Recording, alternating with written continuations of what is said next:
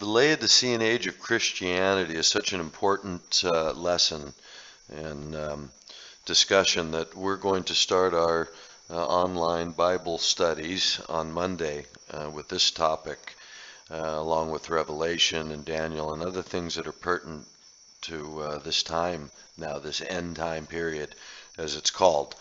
So this will just be a cursory examination of the Laodicean age of the church as a topic that Jesus in the Revelation says, write these 7 letters to the churches that are in Asia.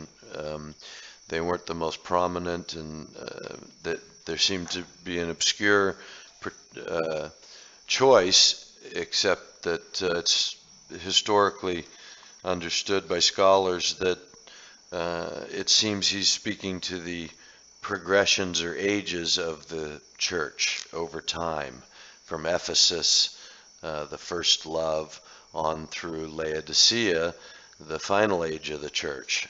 And that these are actually stages that can be demonstrated historically, and that's one of the things we'll talk about in our Bible study. But the idea that that this is a more apt way to interpret this leads us to look at this Laodicean age of the church, and it's one that's it's about the worst thing he says to any of the 7 churches, as he tells them, I know your works, I know what's good, I know what's bad. And when he gets to Laodicea, the final one, he says, I know that you're wealthy and comfortable and secure and have need of nothing and think that you're so smart, and basically, and don't realize that you're really naked and poor and miserable. And I wish you were hot or cold, but because you're not, I'm going to spit you out of my mouth. And that word lukewarm that he uses is actually a reference to a water, apparently, that a stage of water that was known. He was using a word that meant like a stagnant, putrid water that you don't want to swallow. It's not quenching. You just want to spit it out of your mouth. So it's characterizing the age of the church as being like putrid water. And this is the Christian church now. This is not non-believers. He's writing to the church, the 7 candlesticks before him, or the 7 spirits, and the 7 stars, or the 7 the spirits, and the 7 candlesticks are the 7 churches. That's one of the other reasons people see a deeper meaning in it than just these particular churches. They have a deeper significance. And if that significance is historical, it sort of makes sense. Here we are in an age where wealth and temporal security become so important to us that is what we base most of our value system on, especially in the Western world and even in the Christian mind.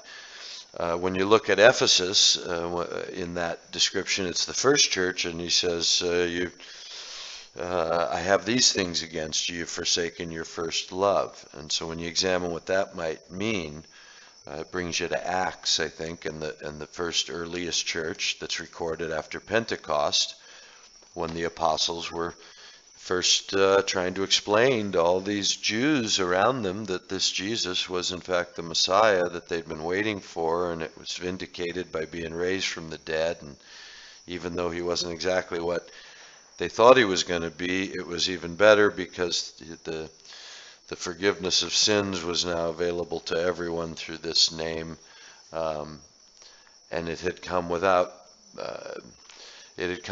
battle. It had come simply through love. And so in this way, and because his command was, now love one another, their first love was, as recorded in Acts, was feeling this no personal possessions, and nobody claimed anything for their own. They sold everything they had and laid it at the apostles' feet. There were no needy among them. When you see how Jesus sent the disciples out before he was killed to go out and start preaching now what they had learned, that he was the Messiah, came, and that the sick were healed and the blind were given their sight, and to go do these things.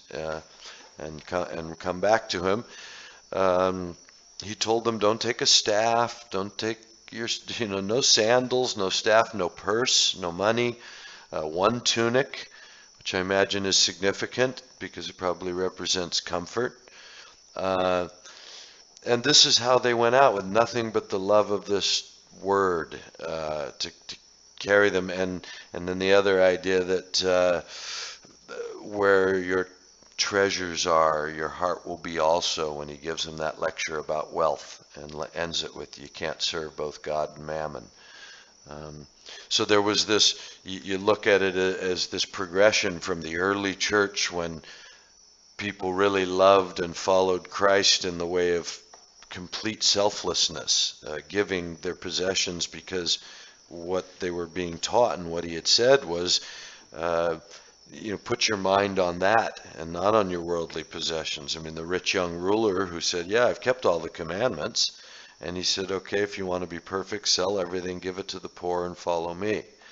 And you find that over and over in the New Testament, that the way of Jesus is selflessness. It's abandoning our own desires for comfort, for money, and looking to the people who need something and giving to them, loving our neighbor as ourselves. And the end times are characterized throughout the Scripture, both Old and New Testament, as love waxing cold.